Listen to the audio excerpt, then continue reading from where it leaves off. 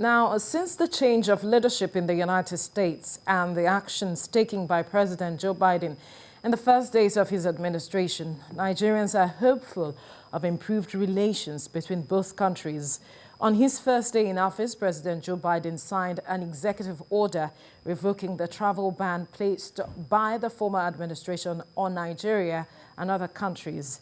The new president is making good on a campaign promise to rescind former President Trump's travel bans. On day one of his administration, he has instructed the State Department to restart processing visas for people from countries like Libya, Iran, Somalia, Syria, Yemen, Venezuela, and Nigeria.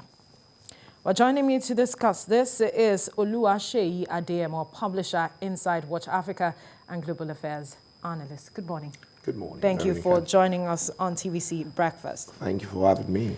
Now, true to his words, President Joe Biden has said that he is going to rescind on a lot of actions taken by the former president, and he began with lifting off the immigration visa ban on Nigeria and some other countries. Is that a good way to start?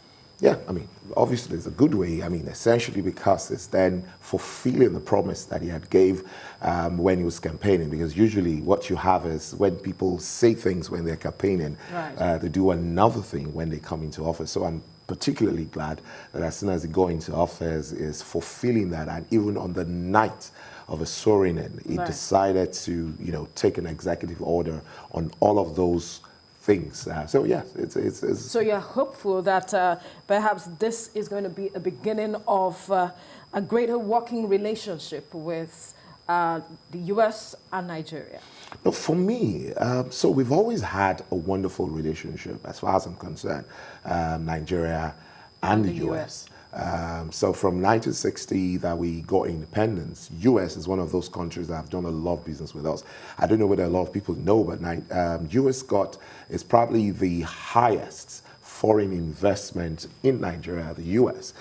They do a lot of things with us. The truth of the matter is we're probably the second largest country for export in the whole world. So for me, they do a lot of things. But the thing that a lot of us are worried about is the fact that, look, as a people, this is a peculiar time for the whole world. If we still expect that with all of the problem that U.S. is facing at a time like this, we expect that they would put us on their priority list, then we're not being fair to them and to us. Really?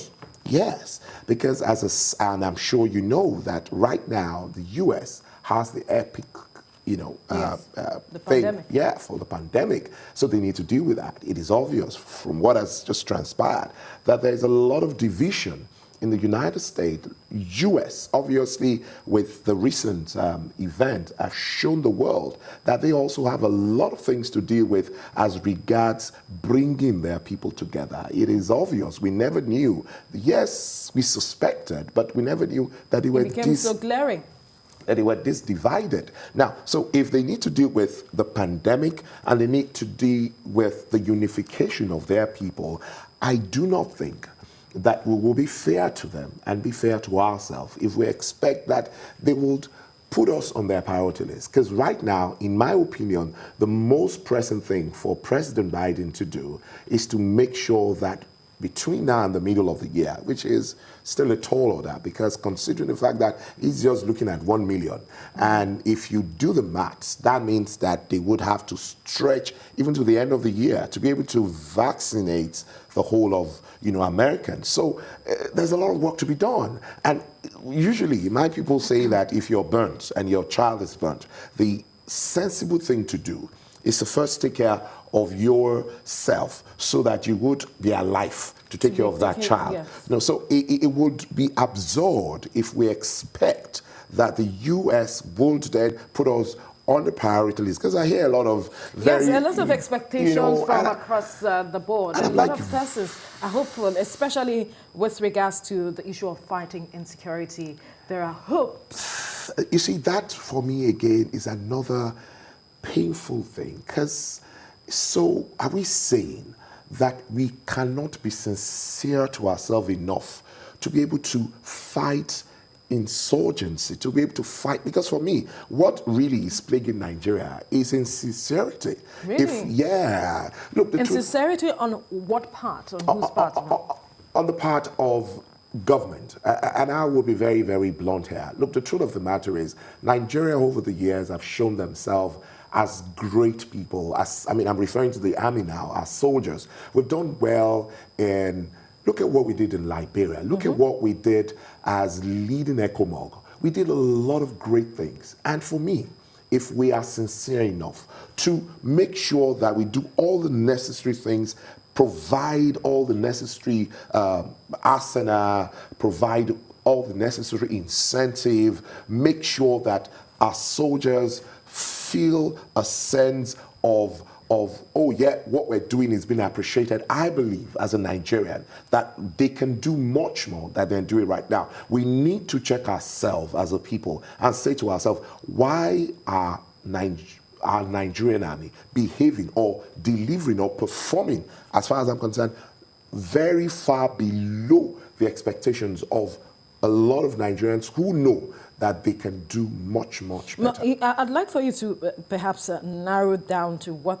aspect of sincerity, how you mean when you talk about sincerity, because when you say provision of perhaps what is necessary for them to carry out the fight, when you look at the budgets, government makes the budgeting and ensures that this monies that are necessary, equipment, reports, we see every documentation, reports saying the government ensuring that it's buying equipment, which was even part of the message during this year's Armed Forces Remembrance Day, which the president harped on as well. So I'd like for you to perhaps narrow it down and perhaps we begin to see where we have to be sincere to ourselves and perhaps face our battles ourselves. And I'm sure as much as you've reeled out those declarations, you're also aware of the fact that we've had cases where a couple of those who were leading at the battlefront came out to do social media proclamation of the fact that they were not getting enough. We've had a situation which is a shameful thing, though we swept it under the carpet, of our army claiming that they were not getting enough things for them to deliver their job. And some of them even said they were going to go on strike. We had situations like that. Right. You know, so now those for me are very important things that we needed to deal with, not to sweep under the carpet. Because look, truth of the matter is, I keep saying to people, nobody wants to die, not to talk of a Nigerian army that over the years have proven themselves. Look, at some point, a Nigerian was the chief of army staff of Liberia. That's how well we are done. And if that same crop of people or soldiers are now performing the way they're performing, then we need to do an house cleaning. We need to say to ourselves as a people, something is wrong here. Now, we're talking security. We can even talk about corruption. Which is another aspect I was going to go. Yes, because when you look at the Bilateral Commission, I mean, that is between the US and Nigeria. When you look at the agendas and the things that are top on the things they discuss, they talk about good governance. And I'm like, really? So are we going to keep waiting for the US to teach us about good governance? When are we as a people? And I say this all the time. Last year, coming into this year, I've shown to everyone that we can all die. What do I mean by that? So all of a sudden, a lot of our friends, went down with the COVID-19 thing and all of that. And it began to occur to me that if we have an opportunity to serve, to deliver on mandates like this, I think it's the right thing to do, because at the end of the day, nobody really knows when you're going to die. And so all of those things that we're supposedly acquiring, we're gathering, we're pursuing and all of that, the question is, are you sure that you're going to be around to spend that money? Why don't you take advantage of your office and give good, what is good governance? Deliver on what is good governance? Good governance means that, so you have a mandate, you are seated here to deliver and you're delivering, that's good governance. So if you're occupying that seat, and you're failing on your mandate, I don't understand what you're doing on that set. Because really, this is about doing your job. It's a primary duty. So when we talk governance, we talk about governance as if it's a superficial thing. It's like reporting to work every morning. President Biden sat on that seat. By the evening of that day, in fact, I was wondering, let me confess, I was praying. I was worried. A 78-year-old man, so he was walking around, he was walking from the top of the stairs, and I was watching his steps. He had to walk, and by night, he was signing. I'm like, God, please, he should not fall, because I was worried. But that is their job. By the following morning, he was back on his seat. He was working. Now, can we beg Nigerians who are not ready to work, who do not understand the urgency, the fact that a lot of things need to be addressed? Look at, everybody is talking about vaccines. We don't even know when ours is going to come. We're not part of the arrangement. They said it was going to come in January. Sometime in January. Now they're saying it can't come again because we cannot take the ones we wanted to take because, that one will go bad. Didn't we know that? That was all over the place. The US is worried about distribution. We're worried about how we're even going to get that all. In the first place. We have great Nigerians, professors, researchers, great Nigerians. Nobody has been allowed to come up with anything that comes near a vaccine in Nigeria. Are you saying that as brilliant as Nigerians are, but the government has doled out monies for researchers to go on with regards to vaccines? Whilst the other people doled out the same money and they have come up with all of this, I feel bad that as brilliant as Nigerians are, up till now, we have not whether come up with or approved of anything that looks like, because I remember very vividly that when this all started, Professor Iwu at the time said he had something. Have we gone back to re-engaging?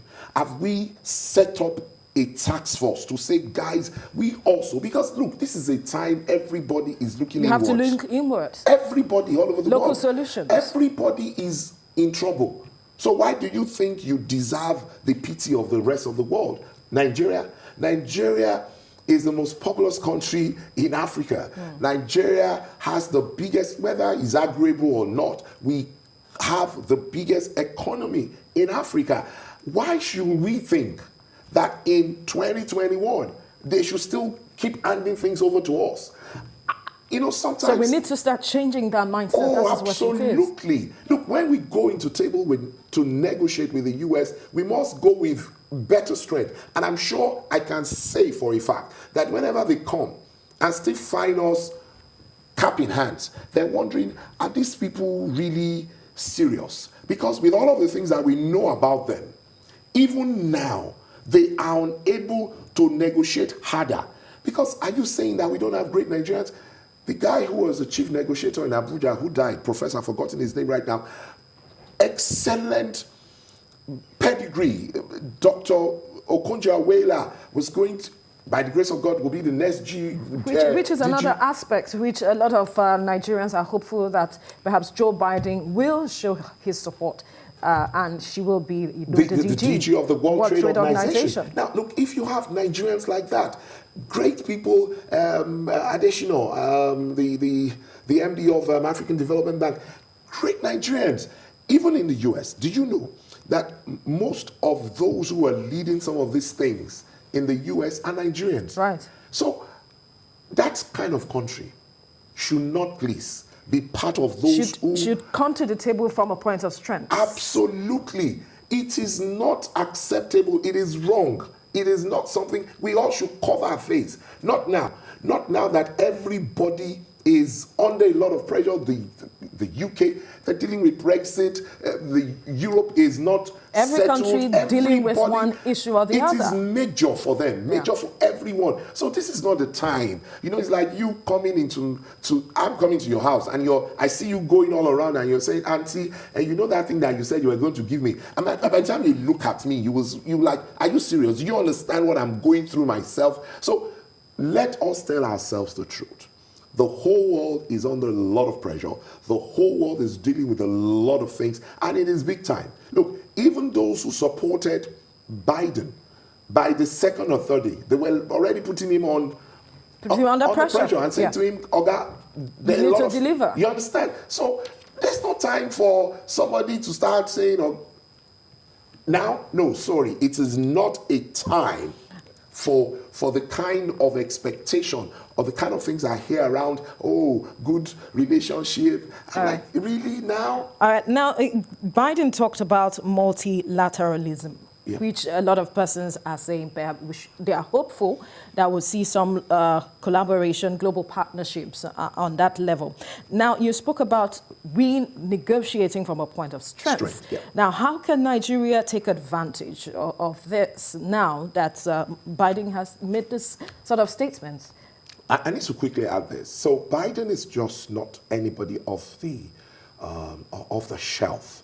So he's proven himself when he was leading the House on foreign matters. He did a lot of things for South Africa. Great man. And when he's talking about other people, you wonder, and you're like, are you sure this man is white? Very passionate. So for the fact that he will do everything on his own part to ensure that we get a good deal, for me, is guaranteed, because he has proven to be that kind of person over the years. I mean, you can tell from everything he's done.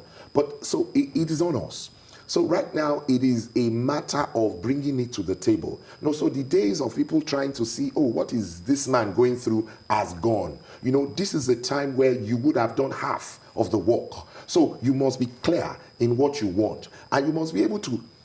I had the opportunity on several occasions to be part of a couple of things that was done. The Borderless Alliance, which was driven by the US, it was for the whole of West Africa. And each time you engage those who come to do those things, they will say to us, this is your call. So we've come to initiate this. We've come to start this, but we will want you to take it on, take up the responsibility. So you see, like in everything else, even in studying to pass exams, whatever your teacher teaches you, it is expected of you as a person to go back home and read. Absolutely. And make sure. So you pass that exam. So if Nigerians feel that, oh, everybody will just come and bring everything to our table, that time is gone. It's gone forever.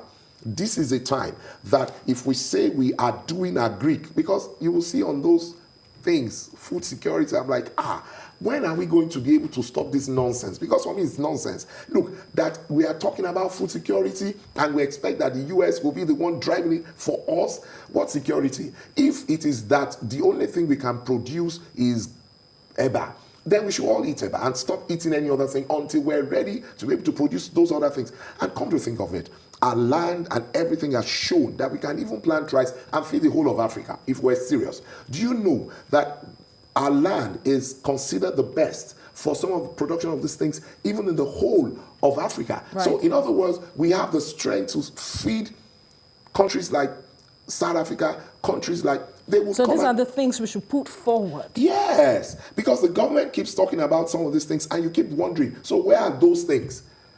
For like 4 or 5 years now, Mr. President's talked about agriculture. I think by now, I thought that by now, we would be somewhere else as regards development and the things we've achieved. But it's unfortunate that we're still crawling. And that is not what is good for today. Today's day is a day of everybody Take responsibility. Yes, everybody is working hard. There's a lot of work to be done. People are dying. Food must be brought to the table. Insecurity, it's permeating everywhere. And you're wondering, and the kind of narrative you hear does not sound like a very serious people who want to really deal with some of those things. Because we're sounding like, don't cause disunity. That is what our body language is showing. Yes. All right. Yeah. Now, another aspect, quickly, before we go to the World Trade Organization, is the aspect of human rights, ensuring that not just in Nigeria, but across Africa, that leaders are held accountable when it comes to issues of human rights. Do you perhaps see some level of support with regards to that aspect? So they would always support us, for human rights. But at the end of the day, like I said, still boils down to us. Because when you say human rights, I keep wondering, why do you think I have a better right than you? Why should I want something that we ought to share and I want it alone? I don't understand it. Sometimes it boils down on, do we need to really go and check ourselves in psychiatric homes, because some of the things we are looking for is not in this world, it's somewhere else, because we want everything to ourselves. We want everything alone. And I'm wondering, are you sure in this world that people die? Because look at what happened. I mean, I looked at some of their body language. They were crying. They were like, oh, so we can't travel. So there can be a time that will come like this, and we can, with all our wealth, we will be locked in our rooms. So look, that is reality. And I can assure them that going forward, other things are going to keep happening to show that the kind of careless life we were living before is no longer allowed going forward. It is time for everybody to put on their serious cap, because life is not as cheap as we used to take it. Right. Now to the World Trade Organization, which you touched on in passing, talking about Dr. Ngozi Okonjo-Iweala. We saw that the former president did not seemingly support her, emerging as the DG of the World Trade Organization. And a lot of Nigerians are hoping that Joe Biden might turn things around this time around. I'm very hopeful as well. And I must quickly say that that's one area that President of Nigeria has done very well. So with Dr. Adesina, he put out his support. He was very, very out there and saying, look, this is our person. We want you to support her. And I must confess that that's one area that he has done very well. So I'm very hopeful that, considering the disposition, the pedigree, and the person of President Biden, it is very, very likely that very soon Dr. Ngozi Okonjo-Iweala would become the DG of the World Trade Organization. And moving forward now, I know you have talked about how we need to take responsibility, whichever way we look at it, but then we know how critical our relationship, bilateral relationship with the U.S. is. So moving forward, as much as we need to take responsibility, what more are you looking to see when it comes to relationship with the U.S.? What should we be building on, pushing forward, and perhaps see how it blossoms? It becomes difficult for me because, you see, because I've had calls, like I said in the past, to work with the U.S., they are so very here. They're everywhere. You have USAID, you have a lot of... Their presence, yes. It's amazing. Sometimes I'm suspicious because they're very here. There's so many initiatives, very small initiatives. For instance, the Bring Back Our Girls thing. Yeah. So there was a young man, I've forgotten his name now, that produced a film. And at the end of the day, he was able to get support, and they provided solar lights for people. It was then I actually discovered that even in, what's that place now where they took those girls from, that they've not seen electricity in a long time. Dabchi? Yeah, and no, the other one, where they brought the girls, okay. I mean, so a lot of areas in Nigeria that even Nigerians had not been to, a lot of Americans and a lot of private and government initiatives have gone there to provide lights, to provide roads, to provide incredible things. So we shouldn't be asking for more, is that what you're saying? The truth of the matter is, what we should do is to take advantage and do well with the things they are providing. They're not coming, they're here. In fact, I think I've forgotten the number. The presence of America here is so high. In other words, they have all sorts of structures here. Even in the Boko Haram area, they're looking at health, they're looking at education, they're looking at, when I sit down and I look at all the areas, I'm saying to myself, so what do we want from these people again? Right. The point really is, are we taking full advantage of those things? Because you see, I've had, and I'm not going to say this on TV. So that is what we should be exploring now. Please, let me just finish this. I was in Enugu, I went to speak to them, I wanted to do something with them, and they told me that there was a particular situation where we asked for an IT space. You know, when the ambassador came and noticed that the place that was asked for was being used for something else, and the computer was somewhere. I mean, she was like, is this possible? So you see, those are the situations on ground where you would ask for help, they will give you the help, and you then divert it into another thing. Don't you see? So for them, they already have a template. Even Trump did stuff for us. So they have a template, they're going to run with their template. They are very, very sincere with the things they do because they see gain. So look, they're not just doing it for God's sake. They're doing it because they are sure, first, to make sure that their citizens here are protected. They don't want to have situations where they're staying in an unsafe place. Secondly, Nigeria, we're plenty. We are about 200 and something million people. And majority of us are young people, people that can spend money. We go around the world spending a lot of money. Nobody will joke with us. Not US, not UK. Everybody in the world, we're a good bride. The point is, may they not take us out with the way everybody loves us because we're too loved. Interesting. All right, let's leave the conversation there now. Oluwaseyi Adeyemo, publisher, Inside Watch Africa, and Global Affairs Analyst. Thank you for your time on the program. Thank you so much for having me.